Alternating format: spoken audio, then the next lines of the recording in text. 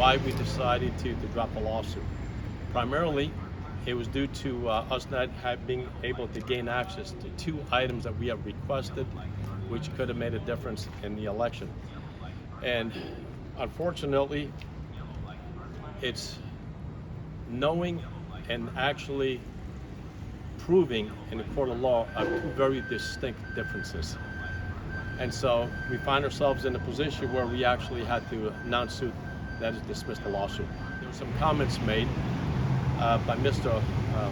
Werrell, my opponent, well, my former opponent's attorney, and one of them being that he called some of the people that were involved in our campaign a cabal.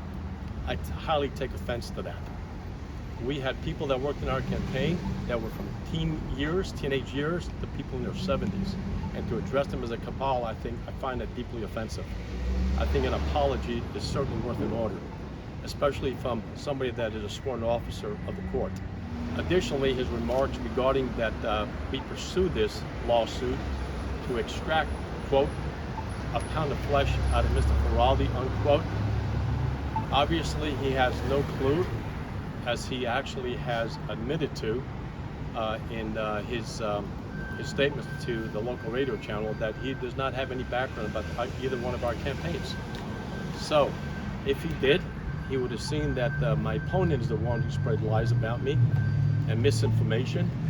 We tried to operate on a basis of integrity and righteousness throughout the campaign. Many a time, it was given to me to actually solicit and use items in which I felt were wrong, and we did not do it. We try to stay above board. I think the apology is owed to me and to my campaign people, as Mr. Werrell has requested us to actually reimburse Mr. Feraldi's campaign for the costs associated with the lawsuit, as well as issue an apology. I find that reprehensible. It was not my intention to actually cause any monetary harm to Mr. Feraldi. However, the law of Virginia states that if we actually contest an election, it has to be done between the two candidates. And so there it is. It was not my preferred venue to actually pursue this. I did not wish any harm to him, and I never did, and nor will I in the future. I wish him the best.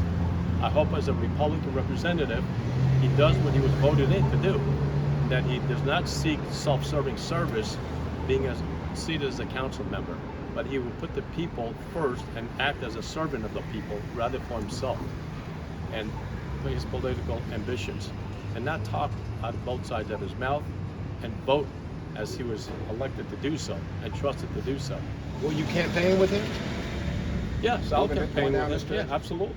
I'll campaign with him. I'll campaign with McGuire. I mean, we have to put the Republican Party, it's for the cause. It's for the party first.